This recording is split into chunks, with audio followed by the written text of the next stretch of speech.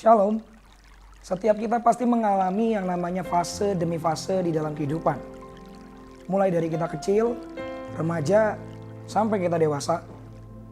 Entah itu hari-hari yang baik, maupun itu hari-hari yang mungkin kurang baik. Entah itu mungkin sebuah lembah, atau mungkin juga itu sebuah puncak kemenangan dari dalam kehidupan kita. Nah, tahukah teman-teman bahwa fase-fase dalam kehidupan kita itu bukan sekedar perjalanan biasa, tapi itu adalah sebuah perjalanan cinta kita dengan Tuhan. Atau bisa juga disebut dengan perjalanan cinta Tuhan dengan kita. Kenapa disebut perjalanan cinta Tuhan dengan kita? Karena gini, kalau kita bilang perjalanan cinta kita dengan Tuhan, satu hari kita bisa jadi tidak setia dengan Tuhan. Tapi kalau dibilang perjalanan cinta Tuhan dengan kita, mau pada saat kita tidak setia pun, Dia tetap Tuhan yang setia.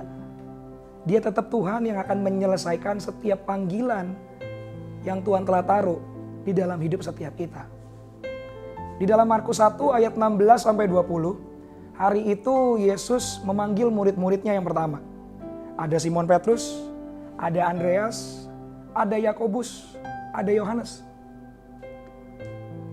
Nah, hari itu di tengah-tengah ancaman yang mulai muncul terhadap pengikut Yesus, dan di tengah-tengah semua pekerjaan yang mereka sudah miliki hari itu, mereka berempat memutuskan memberanikan diri untuk berkata iya pada panggilan Yesus dan berkomitmen untuk mengikuti Yesus sampai akhir daripada kehidupan mereka.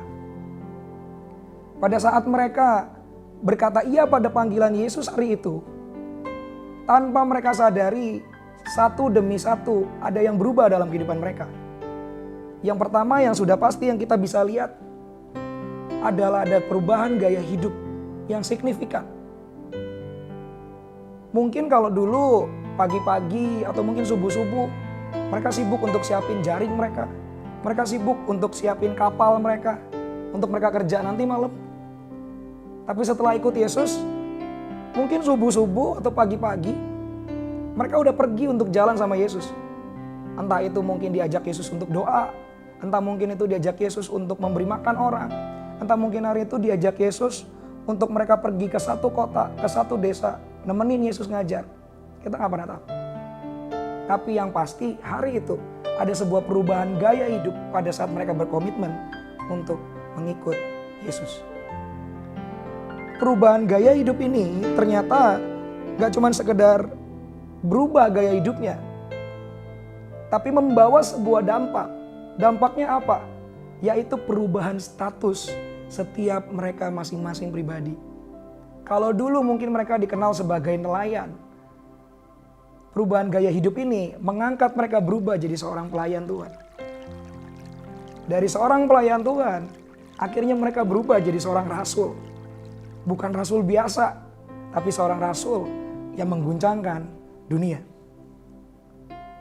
Nah, teman-teman, kalau kita hari ini kita coba untuk berpikir dan kita bertanya, kira-kira kalau kita lihat nih ya, komposisi murid-murid Yesus hari itu, bisa nggak sih sebenarnya Yesus milih orang lain aja, milih orang yang lebih baik, milih orang yang lebih pasti untuk jadi muridnya Yesus, untuk jadi rasul-rasul? Bisa nggak? Bisa banget. Yesus tidak harus milih seorang Simon Petrus yang temperamental. Yesus bisa aja hari itu nggak usah milih seorang Yohanes yang kalau kita pelajarin, ternyata Yohanes pada saat pertama kali ngikut Yesus, Yohanes itu baru akil balik, alias masih muda banget. Tapi itu yang Yesus lakukan, bukan cuma kepada rasul-rasulnya, tapi kepada setiap kita. Dia tidak pernah memilih orang-orang yang bisa melakukan begitu banyak hal buat dia, tetapi Yesus memilih orang-orang yang dimana Yesus bisa melakukan begitu banyak hal di dalam hidup orang itu. Makanya Alkitab berkata, apa yang bodoh bagi dunia, Dia pilih untuk apa? Menggoncangkan sebuah rasio manusia. Dan hari ini teman-teman, ajakan itu ada bukan cuma untuk saya, tapi juga untuk setiap kalian yang hari ini sedang menonton video ini.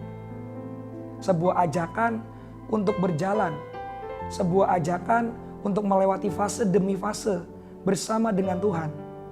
sebuah ajakan untuk memulai perjalanan cinta antara kita dengan Tuhan dan Tuhan dengan kita. Mari responi setiap ajakannya, mari mulai berkomitmen untuk mengikut Dia. Sampai ada perubahan gaya hidup di dalam kehidupan kita. Dan pelan-pelan ada status yang berubah di dalam setiap kehidupan kita. Terima kasih, Tuhan Yesus memberkati.